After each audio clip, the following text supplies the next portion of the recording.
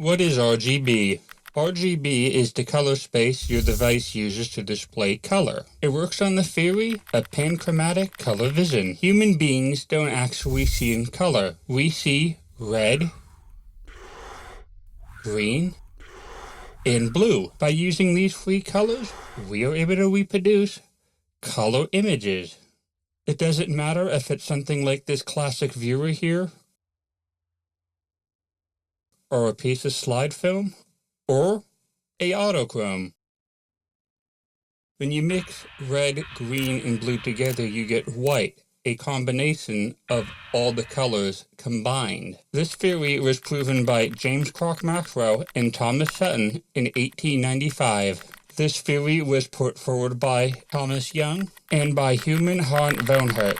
They turned out to be correct. You can test this for yourself. Check out this example you can do for yourself. If you turn all the lights blue, or red, or green, with the lights either red, green, or blue, it is impossible to tell what color the paint actually is. This camera in your device you're watching this on right now, use this theory to produce the image you're looking at right now. Further, let's take a look at my phone underneath a microscope. Let's take a look at my computer underneath a microscope, this autochrome, this piece of slide film, and this image from this classic viewer, and my Fitbit. In the case of these analog images,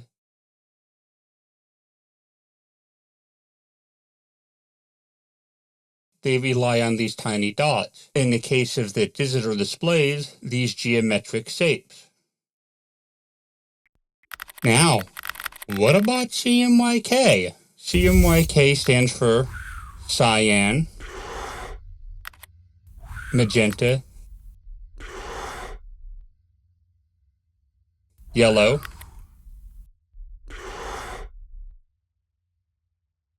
and black. Don't worry, I will explain why the K is the K and not a B in a moment.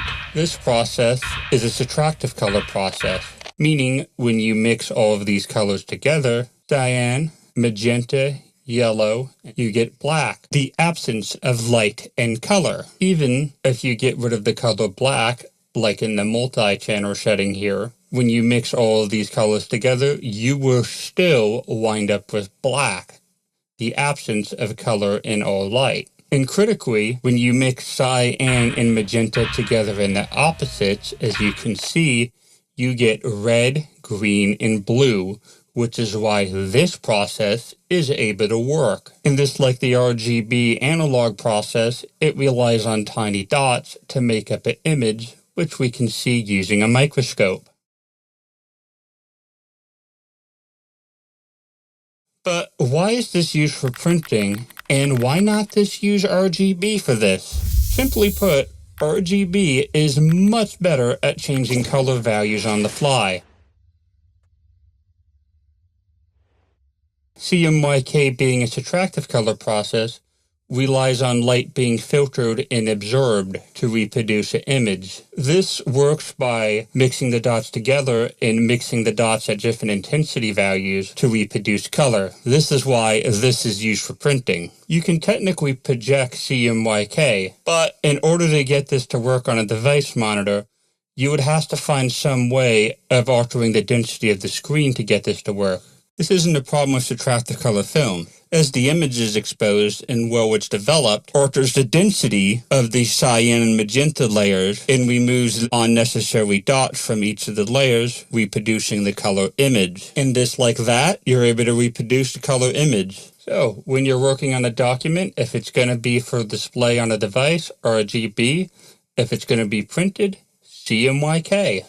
Now, what about the limitation? Technically speaking, the subtractive color process can represent more colors than the additive color process can. However, neither method is capable of displaying the full color spectrum humans can see. This is why the Pantone color system exists. These are swatch books that need to be replaced every year due to the colors fading. However, these allow graphic designers brands or companies or organizations make sure that their colors are accurate regardless if they're displayed on a device or printed, whether that's on paper or plastic or metal or anything in between.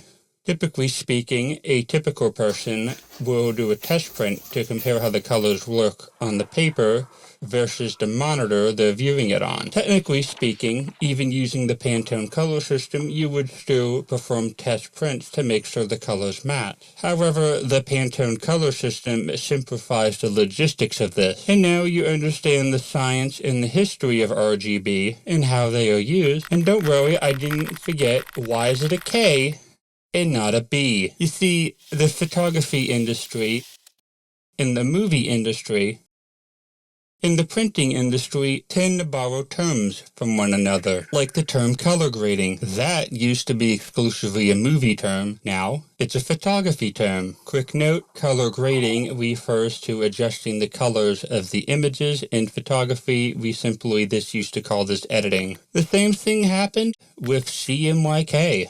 The reason it's a K and not a B is because of the Technicolor process. In the Technicolor process, they recorded images on 3 strips of film. They would run these 3 strips of black and white film, one in front of a red filter, one in front of a green filter, and one in front of a blue filter.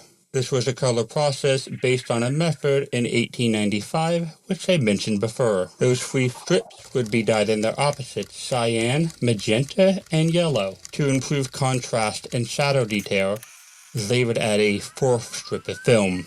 This was a pure strip of black and white film without any color filters in front of it, often called the key layer or key dye or key strip. In printing, black is essential for saving on ink, as mixing cyan and magenta together will make black, however, would lead to a significant waste of ink trying to create black.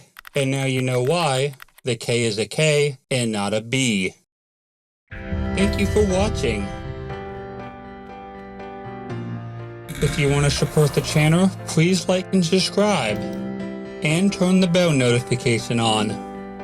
You can follow me on Facebook and Instagram. You can support me on Redbubble Society 6 and Adobe Stock and PayPal.